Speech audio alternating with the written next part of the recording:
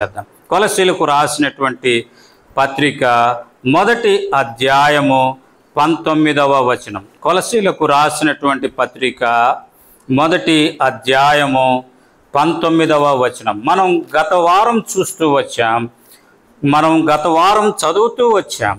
ఏమని అంటే అక్కడ మనం చూస్తా ఉన్నాం, చూడండి 18వ వచనం కూడా, సంగమను శిరస్సునకు శరీరమునకు ఆయనే శిరస్సు, ఆయనకు అన్నింటిలో ప్రాముఖ్యత కలుగు నిమిత్తము ఆయన ఆది అయ్యుండి మృతులలో నుండి లేచుటలో ఆది సంభూతుడాయను అనేటటువంటి మాట మనం చూస్తూ వచ్చాం. ఆయన యందు సర్వ సంపూర్ణత నివసింపవలెననియు ఆయన శిలువ రక్తము చేత సంధించి ఆయన ద్వారా సమస్తమును, అవి భూలోకమందున్నవన్నీ పరలోకమందున్నవైనను వాటన్నిటినీ ఆయన ద్వారా తనతో సమాధానపరుచుకునవలని తండ్రి అభీష్టమాయను అనేటటువంటిది మనం చూస్తాం. కాబట్టి ఆయన లేవటము ద్వారా ఆయన కార్చినటువంటి ఆ శిలువ రక్తము చేత సంధి చేసి తండ్రి మనతో సమాధానపరుచుకోవాలని దేవుడు ఇష్టపడినట్లుగా మనం చూస్తాం. కాబట్టి ఆయన ఆది సంభూతుడిగా మృతులలో నుండి లేవటము ద్వారా కలిగినటువంటి మొట్టమొదటి ప్రయోజనము మన జీవితాలకు ఏంటిది అంటే తండ్రితో మనకు సమాధానము కలిగినట్లుగా మనం చూస్తా ఉన్నాం కదండి. పౌలు గారు అంటాడు ఏమని, నేను హానికరుడను, దోషకుడను, హింసకుడను, పాపులలో ప్రధాన పాపినైనటువంటి నన్ను ఆయన కనికరించెను అంటాడు. కాబట్టి ప్రభు యేసుక్రీస్తు ప్రభువారు కార్చినటువంటి ఆ శిలువ రక్తము ద్వారా యేసుక్రీస్తు ద్వారా సంధి చేసి, అంటే మధ్యవర్తిత్వము వహించటము ద్వారా ఆయన నీతో నాతో కూడా ఆయన సమాధానపరచబడినట్లు, అంటే మనము ఆయనతో సమాధానపరచబడే దాని కొరకై అవకాశము కల్పించినట్లుగా మనం చూస్తాం. అందుకే ఇక్కడ మనం చూస్తాం, చూడండి 22వ వచనంలో చివరి మాటలో మనం చూస్తాం ఏమనంటే, ఆయన మాంసయుక్తమైన దేహమందు మరణము వలన ఇప్పుడు మిమ్మును సమాధానపరచెను అనేటటువంటి మాట మనం అక్కడ చూస్తాం. దేవునితో సమాధానపరచబడటమే కాకుండా ఎఫెసీయులకు రాసినటువంటి పత్రిక 2వ అధ్యాయంలో మనం చూస్తూ ఉన్నాం. ఎఫెసీయులకు రాసినటువంటి పత్రిక 2వ అధ్యాయములో 14వ వచనం మనం చూస్తే, ఆయన మనకు సమాధానమై ఉండి మీకును మాకును ఉండిన ద్వేషమును, అనగా విధిరూపకమైన ఆజ్ఞలు గల ధర్మశాస్త్రమును తన శరీరమందు కొట్టివేడు చేత మధ్యగోడను పడగొట్టి మన ఉభయులను ఏకము చేశాను.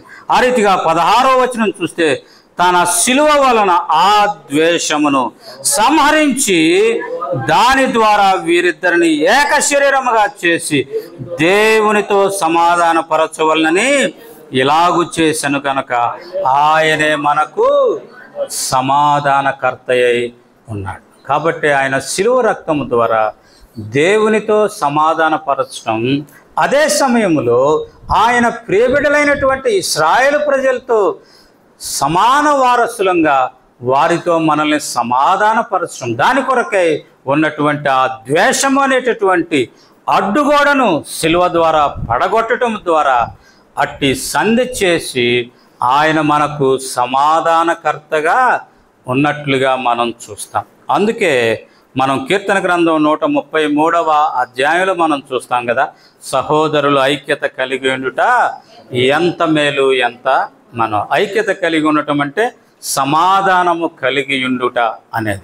కాబట్టి సమాధానము కలిగి ఉండటం ద్వారా మేలు మనం పొందగలం అనేటటువంటిది మనం అక్కడ చూస్తాము. కాబట్టి ఈ యొక్క కొరింథీయులకు రాసిన మొదటి పత్రికలో,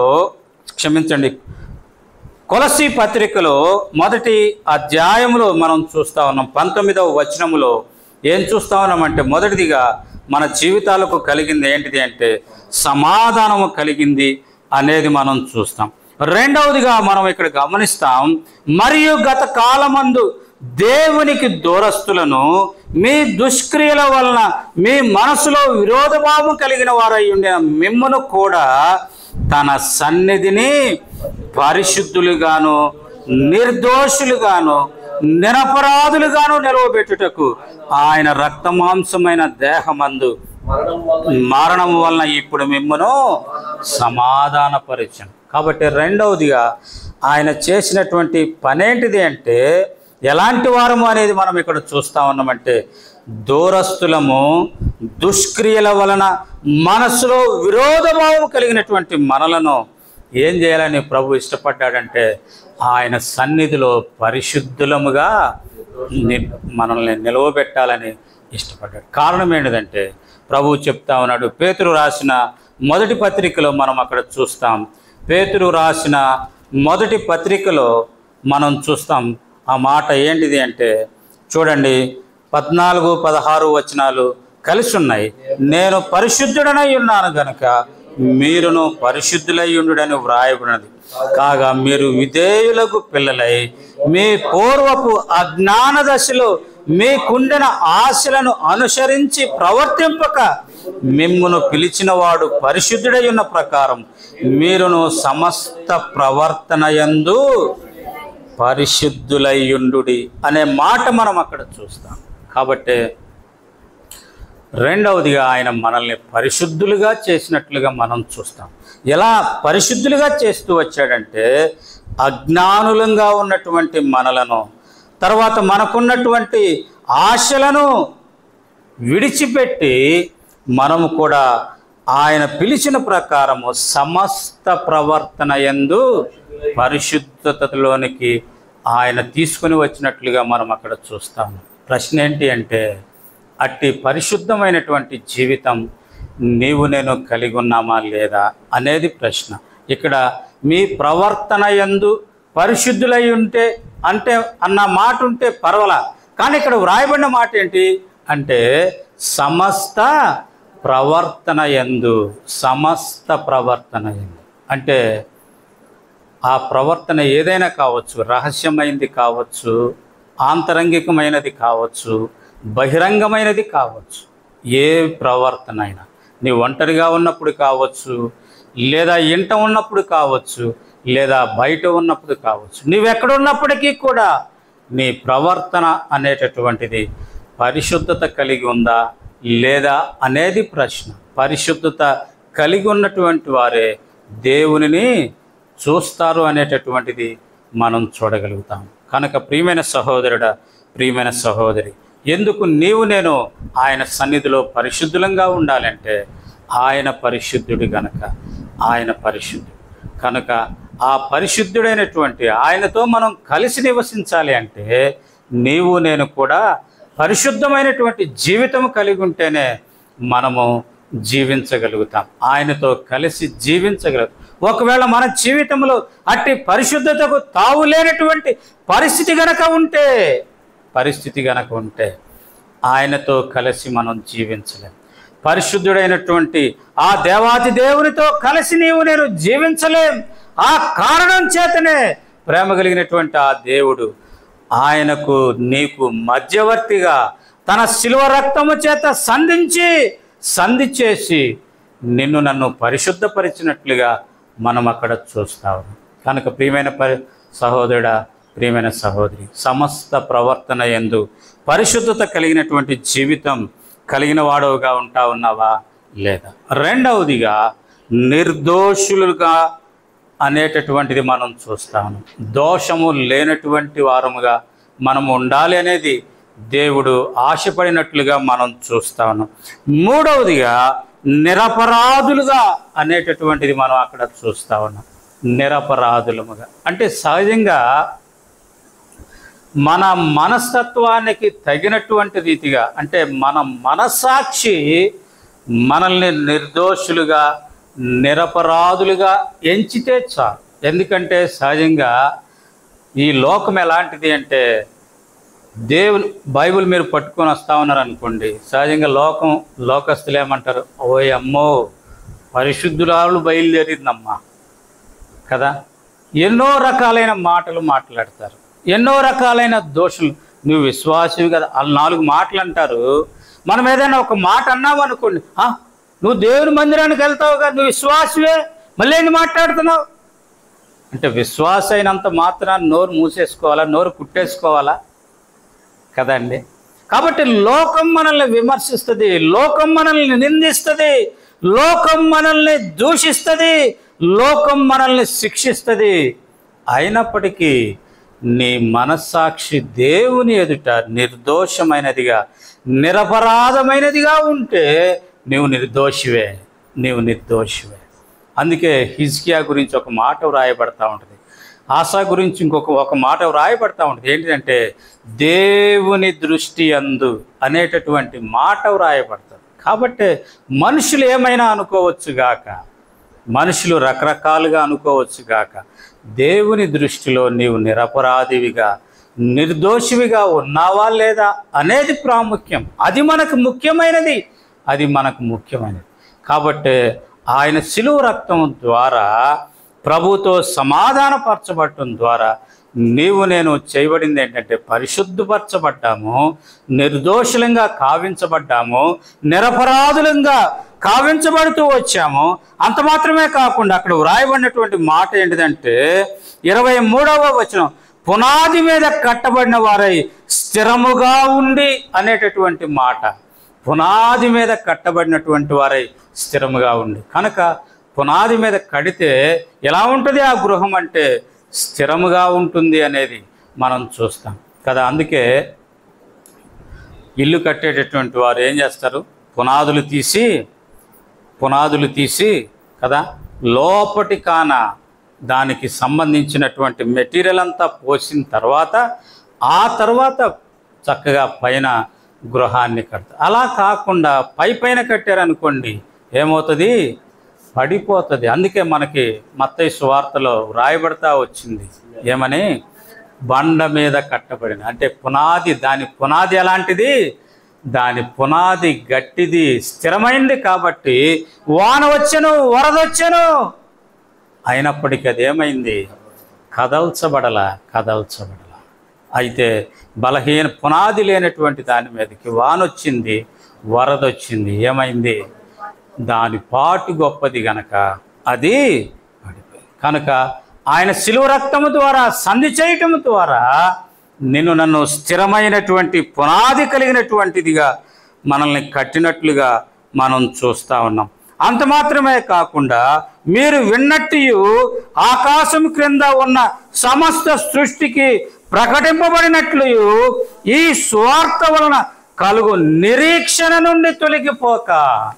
తర్వాత మనం గమనిస్తూ ఉన్నటువంటిది ఏంటంటే ఆయన తిరిగి లేవటం ద్వారా మనకు కలిగినటువంటి ప్రయోజనం ఏంటిదంటే నిరీక్షణ. మా ప్రభు వస్తాడు, ప్రభుతో కూడా నేను తీసుకొని వెళ్తాడు అనేటటువంటి గొప్ప నిరీక్షణ కదా అండి. సహజంగా నాన్న ఉద్యోగానికి వెళ్ళాడు, ఉదయాన్నే లేచి అంటే పిల్ల లేచేటప్పటికే నాన్న ఏం చేస్తాడు, టైం అయింది ఉద్యోగానికి వెళ్ళిపోయాడు. సాయంత్రం వచ్చేటప్పటికి ఏం చేస్తూ ఉంటుంది, నాన్నెప్పుడు వస్తాడా అని ఎదురు చూస్తూ ఉంటుంది కదా. ఎందుకు, నాన్న వచ్చినప్పుడు ఏం చేస్తాడు, నాకు 5 స్టార్ చాక్లెట్ తెస్తాడు, లేకపోతే ఇంకొకటి నాకేదో తెస్తాడు.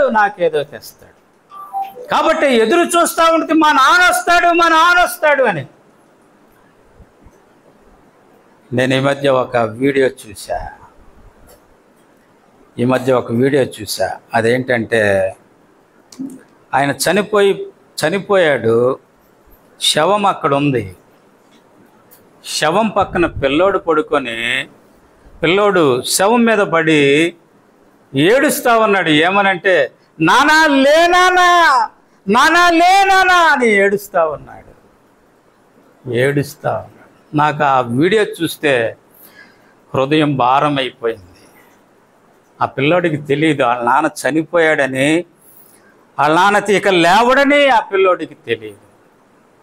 కానీ ఆ పిల్లోడు నానా లేనా రోజు లేచి ఎత్తుకొని తిరిగేటటువంటి నాన్న, గోరు ముద్దలు తినిపించేటటువంటి నాన్న, బజారుకు తీసుకొని వెళ్ళి సరదాగా తిప్పేటటువంటి నాన్న ఇక లేడు అనేది అతనికి తెలియదు. కానీ ప్రభు నన్ను అట్లా విడిచిపెట్టలే. ఆయన మనకు నిరీక్షణ ఇచ్చాడు. నేను మరలా వస్తాను, నాతో కూడా ఉండేదాని కొరకై మిమ్మల్ని తీసుకొని వెళ్తాననేటువంటి గొప్ప నిరీక్షణ ఆయన మనకిచ్చినట్లుగా మనం చూస్తాము. అంత మాత్రమే కాకుండా అక్కడ వ్రాయబడినటువంటి మాట ఏంటిదంటే, నిరీక్షణ నుండి తొలగిపోక విశ్వాసమందు నిలిచియుండిన ఎడల అనేటటువంటి మాట. కాబట్టి చివరిదిగా మనం అక్కడ చూస్తూ ఉన్నాం, విశ్వాసము కలిగినటువంటి వారం, విశ్వాసమందు నిలిచినటువంటి వారం. అనేక పర్యాయాలు యేసుక్రీస్తు ప్రభువారితో కూడా ఉన్నటువంటి వారే అటువంటి విశ్వాసము లేనటువంటి జీవితాన్ని జీవిస్తూ వచ్చారు కదండి. సముద్రంలో పడి వెళ్తూ ఉన్నారు. సముద్రంలో పడి వెళ్తూ ఉన్నప్పుడు తుఫాన్ వచ్చింది. ప్రభువారిని లేపారు, అయ్యా మేము నశించిపోతా ఉన్నామంటే, నశించిపోతామని ఆయన సముద్రాన్ని గాలిని అణిచివేసినప్పుడు ఆగిపో అన్నప్పుడు అవి ఆగిపోయినాయి.